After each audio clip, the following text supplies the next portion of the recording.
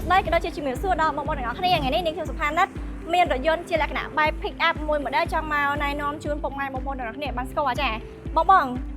ងមើល logo នេះខាងមុខនេះបងសាកទាញមើលថាចំពោះ logo នេះគឺជា brand នេះគេដែរចាឥឡូវបាច់ទៀតនេះខ្ញុំជំរាបជូនពុកម៉ែបងប្អូនទាំងអស់គ្នាហ្មងទៅ logo នេះគឺជា brand របស់ GWM model 4ចាប្រហែលជាបងប្អូនខ្លះគាត់ស្គាល់ក៏ដូចជាបងប្អូនខ្លះប្រហែលជាអត់ដែរបានឮទេចាប៉ុន្តែប្រភេទពួក GWM មិនមែនមានត្រឹមតែជាប្រភេទលក្ខណៈ Land SUV បងប្អូនចាក៏យើងមានចំពោះ pick up ផងដែរហើយសម្រាប់ pick up មួយគ្រឿងនេះបងប្អូនគឺជា global spec ពីរោងចក្រមកផ្ទាល់តែម្ដងភាសាអង់គ្លេសស្រាប់អ្វីដែលជាភាពបណ្ឌិតនៃរថយន្តមួយគ្រឿងនេះគឺចំពោះ interior ខាងក្នុងគឺដូចគ្នាទៅនឹងប្រភេទពួករថយន្ត SUV អញ្ចឹងបងប្អូនទាំងអស់គ្នាហើយចំពោះតម្លៃវិញត្រឹមតែ$30,000ជាងទេចាដែលមានការធានារយៈពេល1ឆ្នាំព្រមទាំងជាមួយនឹងការព្រីបន្ថែមជូនរហូតដល់9មុខផងដែរហើយដែលឡាយប្រភេទរថយន្ត pick up មួយគ្រឿងនេះ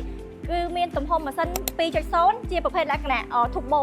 ហើយចំពោះការបង់ពន្ធផ្លូវប្រចាំឆ្នាំមួយឆ្នាំត្រឹមតែ$20,000ទេបងប្អូនទាំងអស់គ្នាហើយចំពោះ GWM ភ័រមួយគ្រឿងនេះគឺជាប្រភេទរថយន្តបសុទ្ធចំពោះកម្លាំងសេះនៃរថយន្តនេះវិញបងប្អូនកម្លាំងសេះរបស់គេគឺ163 horsepower បន្ថែមជាមួយនឹងកម្លាំងរមុលគឺ400 Nm ហើយបច្ចេកទេសសម្រាប់រថយន្តប្រភេទ pick up នេះគឺជាប្រភេទរថយន្ត 4 wheel drive ដែលបងប្អូនអាចធ្វើការលុកប៉ង់បានទាំងខាងមុខទាំងខាងក្រោយផងដែរអ្វីដែលសំខាន់ចំពោះរថយន្តមួយគ្រឿងនេះបងប្អូនចំពោះទម្ងន់សរុបជារួមនៃរថយន្តមួយគ្រឿងនេះគឺមានទម្ងន់រហូតដល់3តោនជាងបងប្អូនគឺធ្ងន់មែនតើ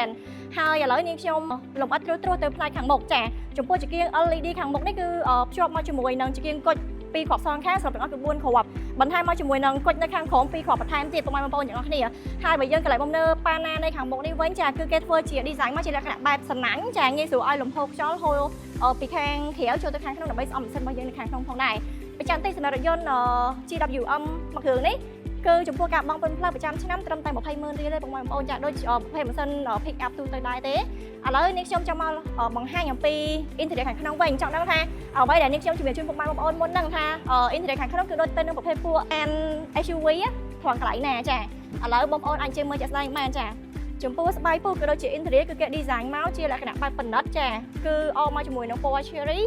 ហើយចំពោះចង្កូតគឺដូចប្រភេទពួក pick up ទូទៅដែរទេចាប្រភេទ electronic ចាបន្ថែមមកជាមួយនឹងប្រព័ន្ធសុវត្ថិភាពគឺច្រើនមែនតើហ្មងហើយចំពោះកៅអីបងប្អូនចាគឺកៅអីអូតូទាំងសងខាងផងដែរអ្វីដែលរត់តែសំខាន់ទៅទៀតហ្នឹងចំពោះរថយន្ត pick up មួយគ្រឿងនេះគឺចំពោះដបនេះខាងលើគឺបងប្អូនអាចធ្វើការបើកបានមួយកាប់ទៀតចាគឺទំនើបមែនតើចាហើយយកមកមើលពីផ្នែកខាងក្រៅវិញម្ដងចាគឺមានភាពទលាយប៉ុន្តែបើសួរថាទលាយនៃប្រភេទពួក Land SUV អត់គឺអត់ទេចាព្រោះដោយសារ pick up ជាទូទៅគឺគេផ្ដោតទៅលើ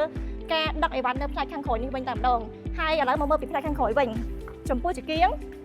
ក្នុងការ design មកគឺស្អាតខ្លាំងមែនតើហ្មងអមមកជាមួយនឹង logo GWM ដែលគេដាំជាបែបផុសចេញមកខាងក្រៅបែបនេះបងប្អូនហើយអ្វីដែល unique ទៅនឹងប្រភេទរថយន្តមួយនេះសម្រាប់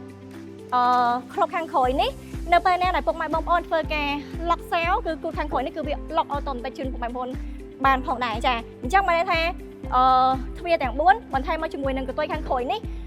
សម្រាប់ការ lock ក៏ដូចជា unlock គឺ automatic ជាមួយគ្នាតែម្ដងចាអ្វីដែលគួរឲ្យចាប់អារម្មណ៍ទៅលើប្រភេទរថយន្តនេះផ្នែកខាងក្រោយបងប្អូនចំពោះក្លុបខាងក្រោយនេះគឺគេប្រើជាលក្ខណៈបូមបងចាគឺមានភាពងាយស្រួលក្នុងការបើកតម្លាក់ចុះក្រោមហើយអ្វីដែលសំខាន់មួយទៀតមួយចំណុចទៀតហ្នឹងគឺទៅលើផ្នែកកណ្ដាលនេះបងប្អូនចាសង្កត់មកគឺបងអាចធ្វើការតម្លាក់ចដាលកន្លែងនេះពុកម៉ែបងប្អូនអាចធ្វើការឡើងទៅខាងក្រោយនេះបានងាយស្រួលតែម្ដងចាអញ្ចឹងសម្រាប់រថយន្ត GWM នេះគឺគេគិតទៅលើក្នុងការប្រើប្រាស់ជួនអតិថិជនខ្លាំងមែនតើហ្មងចាអញ្ចឹងនេះខ្ញុំសូមបញ្ជាក់ចំពោះតម្លៃឡើងវិញសម្រាប់រថយន្ត GWM 4សេរីឆ្នាំ2026ប្រភេទ pick up មួយគ្រឿងនេះគឺតម្លៃត្រឹមតែ$34,500ទេធានា1ឆ្នាំជាមួយនឹងការ free រហូតដល់9មុខជូនផងដែរដូច្នេះបើសិនជាពុកម៉ែបងប្អូនជាពិសេសគឺបងបរោះដែលនិយមប្រើប្រាស់ទៅលើប្រភេទរថយន្ត pick up បងអញ្ចឹងមកមើលផ្ទាល់បាននៅ showroom LB Auto ឬមួយក៏អាចណាត់នាងខ្ញុំជាមុនតាម Telegram ដែលមានលេខទូរស័ព្ទនៅខាងក្នុងវីដេអូនេះផ្ទាល់បានចាអរគុណជំរាបលាបាយបាយ